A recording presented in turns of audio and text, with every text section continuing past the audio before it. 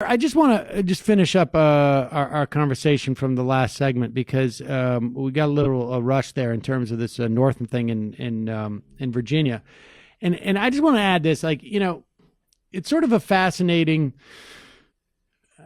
I was around in 1984. I was entering college, I think, at that time, and I was from the Northeast. The idea of dressing up in blackface or wearing a Klan's robe. I mean, I guess I can imagine contexts where you would do this, but I don't think it. I don't think it meant black. I don't think blackface meant. Like, it wouldn't have occurred to me, like, this is, I don't know if it was just a function of me or just in general. Like, I don't know that it occurred to people in the North as much that blackface was even a thing. To be honest, it's just very hard for me to remember. But I guess the point is, this was a long time ago. And my sense is, and I think I said the same thing about Brett Kavanaugh for that matter. It was the reaction in the current moment. It was the response in the current moment that led me to believe there was a problem with what they did 30 years ago, right? Like, if Northam had come out, even without having, preempted this, but had come out and said, look, that wasn't me. But I did submit it because I thought it was funny. And over the years, I've come to understand why that's not funny, why that is racist. Right. And I have tried to live my life in such a way, and certainly through my public service, in a way that I understand why there was something wrong with that. And I have learned lessons that I have tried to put into practice, and I've tried to be a better person in this way and that way and this way. I think, frankly, if he had come out and made even like the effort to do that, I don't even think he would have had to have done it perfectly. I think this would have been a much different story right now. But he didn't seem to even get it 25 years later. No, and he gave one of the worst press conferences ever given by a politician in trying to explain it. It was bizarre.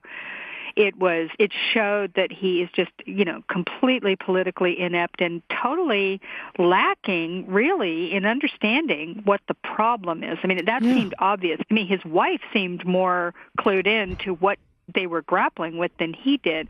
It was terrible. And, he had come out the day before he gave that press conference, and apologized and said, it was a terrible thing, and then tried to act like he hadn't done anything the next day. I mean, you can't do that. That's just, nobody believes him at that point.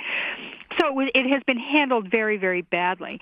And in fact, by contrast, the Attorney General Herring, his speech that he gave, I think it was on Wednesday, in explaining how his, costume that he wore, he said they all went as rappers to some party when he was 19 years old, was much more of the type of speech that you're describing. Someone right. sort of explaining that they understand now what was wrong about it and that they get it, and that this was, that at the time that, he was young and has regrets, et cetera, et cetera. It was a well-done speech. I don't know if it will save him or not. I mean, things are so inflamed at this point that I'm not sure that any of these people that their careers will continue in Virginia politics. I just don't know. But, I mean, I don't know. This is not going to be the last time that this sort of thing comes up. Apparently, I mean, I understood that the Me Too stuff was that's bipartisan. It's going to hit both parties. It's going to it's hitting men across all, aspects of our society. That's not specific to any particular, political group.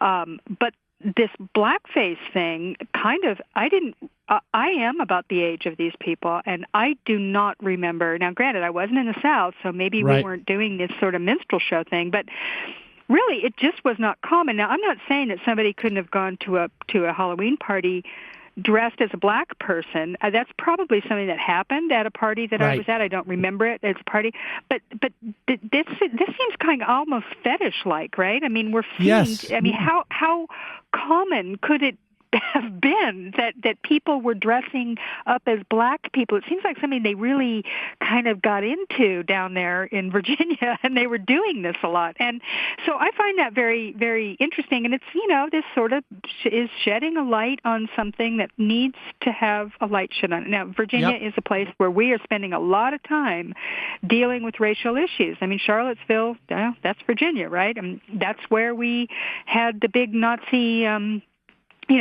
torch party down there back in 2017. So, this is going to hit the Democratic Party as well as the Republican Party, and maybe it's time it did. I mean, I don't know how to deal with the fact that people behaved this way when they were young, but they did, and there are ramifications for that. Absolutely, and I guess we'll have a better sense of it, and people should keep in mind. This people don't remember George Allen, but he was going to be president, right? I mean, he was Macaca. He was going to be the presidential candidate in, I believe it was 2008, right? And but Macaca, he said Macaca, and that the rest was history. It basically destroyed his career. All right, look. We got to take a break here in just a minute, but we have some other things to talk about in terms of the Democrats. Obviously, some more candidates jump into the race this week, and we expect some to jump in the next couple of days. And we also have this sort of what I find fascinating in terms of the Democratic Party right now is this battle about Medicare for all. It just seems to have, I don't want to say exploded this week, but there was a lot of very telling moments. We saw a couple of candidates back off, sort of create some wiggle room for themselves in terms of Medicare for all. We saw reports that Nancy Pelosi's, one of her top aides, was giving a speech to insurance folks saying, we're not going to push for Medicare for all, and this is why.